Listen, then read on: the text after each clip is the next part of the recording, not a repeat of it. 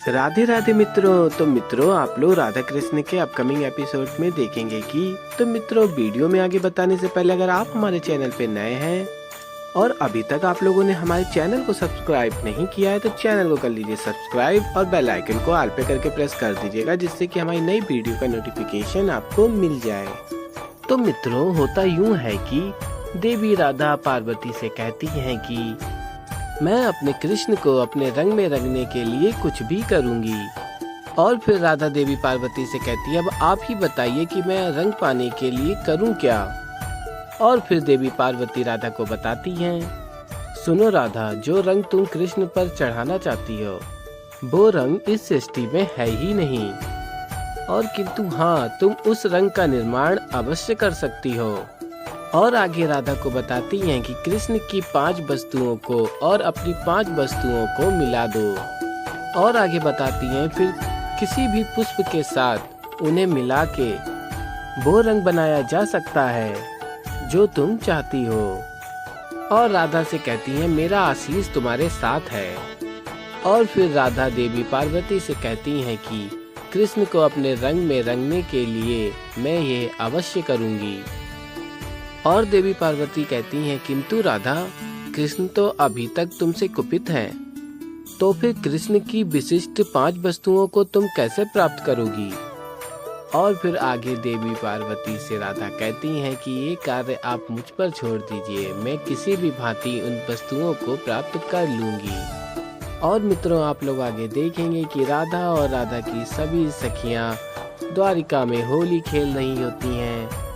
और आगे आप लोग देखेंगे राधा लठमार होली खेलने के लिए कहती हैं अपनी सखियों से, उठाओ दंड। और फिर तभी रेवती जी कहती हैं, कीचड़ और पानी में डालने तक तो ठीक था, अब लठ से मारना ये उचित नहीं होगा, नहीं नहीं। और तभी राधा कहती हैं कि रेवती, इसी से तो होली पूर्ण होगी, यही तो लठमार होली कहलाती है। और तभी रेवती कहती हैं, क्या उत्सव में भी दंड दिया जाता है। और तभी राधा कहती हैं, हाँ रेवती, तुम जानती हो कृष्ण की पूरे वर्ष की उदंडता का दंड मैं उसे होली के दिन देती हूँ। आए दिन वो मुझे और मेरी सखियों को परेशान करते हैं। और बताती हैं, कृष्ण और उसकी पूरी मंडली चोरी छुपे हमें बरसाना में रंग लगाने चले आते थे। और फिर आगे बताती हैं, तो हम क्या करते थे, हम लोग उन्हें लठ से भगा देते थे डरा के, और जब नहीं मानते थे तो थोड़ी बहुत पिटाई भी हो जाती थी।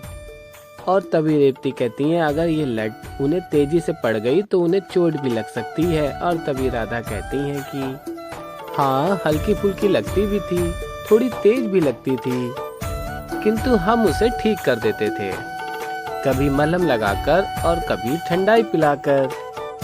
और फिर आगे कहती हैं, होली का आनंद इसी में तो है। और फिर आगे मित्रों, आप लोग देखेंगे कि सभी लोग लठमार होली खेलते हैं। और फिर राधा कृष्ण को लठ मारने जा रही होती हैं। तभी कृष्ण कहते हैं, देखो राधा, मैं होली नहीं खेलना चाहता। और फिर तभी राधा कहती है, तुम्हारा मन नहीं है तो क्या हुआ, मेरा मन तो है ना कृष्ण। और मित्रों, तभी आप लोग आगे देखेंगे कि कृष्ण अपना हाथ आगे करते हैं और कहते हैं कि लठ उठाओ और मारो और अपनी इच्छा पूर्ण करो राधा। और फिर तभी राधा कहती है, तुम्हें हो क्या गया है कृष्ण, ऐसी क्या भूल हुई है मुझसे, ऐसे तो लठ मारने में मुझे भी आनंद नहीं आएगा। और फिर कृष्ण कहते हैं, मुझसे आनंद की अपेक्षा मत रखना राधा, और कहते हैं कि अपनी इच्छा पूर्ण करो, लठ उठाओ और मारो। और फिर आगे मित्रों, आप लोग देखेंगे कि लठमार होली सब लोग खेल रहे होते हैं। और तभी बलराम दाऊ कहते हैं कि ये देखो, यहाँ हम सब मार खा खा के थक चुके हैं, कान्हा को तो मार पड़ी ही नहीं रही है। और कहते हैं आगे, जिसके लिए लठमार होली खेली जा रही है उसे तो मार पड़ी ही नहीं रही है। और फिर तभी बलराम दाऊ कहते हैं, अरे कोई उसे भी तो मारो। और तभी एक सखी कृष्ण को लठ मारने जा रही होती हैं। और तभी राधा रोकती हैं। और फिर तभी गिरने जा रही होती हैं। तभी कृष्ण उनको रोक लेते हैं। और फिर कृष्ण कहते हैं, ये सब करने की क्या आवश्यकता थी। और कहते हैं कि तुम तो मुझे लठ ही मारना चाहती थी, और फिर मेरी रक्षा में यदि तुम्हें चोट लग जाती तो। और फिर राधा कहती हैं, मेरे होते हुए तुम्हारे साथ और कोई होली कैसे खेल सकता है। और आगे राधा कहती है, अगर मैं होली नहीं खेलूंगी तो मैं तुम्हारे साथ किसी और को होली नहीं खेलने दूंगी। और फिर कृष्ण कहते हैं, तुम्हें लठ मारना भी नहीं है और किसी को मारने भी नहीं देना है। और फिर राधा कहती हैं, कृष्ण तुम्हें क्या लगता है, वाकई में मैं तुम्हें लठ मारना चाहती हूँ। और फिर बताती हैं, लठ मारना तो प्रेम व्यक्त करने का एक मार्ग है। और क्या हुआ यदि मैं तुम्हारे लठ नहीं मार पाई और तुम्हारी रक्षा करके मैंने अपना प्रेम व्यक्त कर दिया। और कहती हैं कि मुझे पूर्ण विश्वास है कि तुम भी अपना प्रेम व्यक्त करोगे।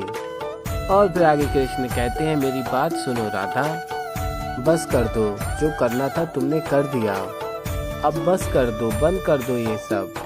और कहते हैं कि ये सब परेशान हो रहे हैं, बंद कर दो ये सब, कृपा करके बंद कर दो सब। और फिर राधा कहती हैं, ठीक है कृष्ण, यदि तुम यही चाहते हो तो ठीक है, तो मैं अभी रोक देती हूँ। और फिर आगे मित्रों आप लोग देखेंगे राधा रेवती को इशारा करती हैं और कहती हैं रेवती, और फिर रेवती सब बंद कर देती हैं। और फिर कृष्ण राधा को धन्यवाद बोल के वहाँ से चले जाते हैं। और तभी उनका मोर पंख वहाँ गिर जाता है। और तभी राधा उस मोर पंख को उठाती हैं और कहती हैं कि सब कुछ तो रोक लिया है तुमने कृष्ण, लेकिन नियति को नहीं रोक सकते। इस होली में राधा कृष्ण का रंग एक होकर ही रहेगा। और फिर मित्रों आप लोग आगे देखेंगे बलराम दाऊ कहते हैं, वाह कान्हा, यहाँ तो हम लोगों को लठ मार मार के बुरी हालत हो गई है और तुम्हें तो एक लठ भी नहीं पड़ी है। और फिर रेवती राधा से कहती हैं, सच राधा, आज तो आनंद ही आ गया। और फिर मित्रों आप लोग आगे देखेंगे शाम सोचेगा, पिताश्री ने तो राधा के साथ होली भी नहीं खेली, और कहेगा कि ये मोरपंख पाके इतना प्रसन्न क्यों है, ऐसा क्या विशेष है इस मोरपंख में। और फिर मित्रों आप लोग आगे देखेंगे कि दाऊ कहेंगे राधा से, ये क्या राधा, यहाँ हम लोगों की इतनी पिटाई हो गई और तुम वहाँ कृष्ण को बिना पीटे ये मोरपंख लेके आ गई हो। और फिर राधा बताती हैं, दाऊ ये मोरपंख नहीं है, इसमें कृष्ण की तरक है, इसी से तो कृष्ण को रंगने वाला रंग बनेगा। और फिर दाऊ कहते हैं, अर्थात इस मोरपंख से वो रंग बनेगा जिससे तुम्हें कान्हा को रंगना है। और फिर राधा बताती हैं, अभी नहीं दाऊ, अभी कुछ और भी सामग्री एकत्रित करनी है। और फिर राधा अपने हाथ से प्रेम का धागा, रक्षा का सूत्र निकाल के मोर के पंख के पास रख देती हैं। और तभी दाऊ कहते हैं, ये क्या। और तभी राधा बताती हैं कि ये कृष्ण ने ही मुझे दिया था, और बताती हैं ये वस्तु रंग बनाने के काम आएंगे। और फिर सामग्री के लिए राधा जाती हैं कृष्ण के पास। तो ऐसे ही आगे और भी बहुत कुछ देखेंगे मित्रों आप लोग। तो अभी के लिए इतना ही, मैं मिलता हूँ जल्दी आप लोगों को एक नई वीडियो के साथ। तब तक के लिए राधे राधे।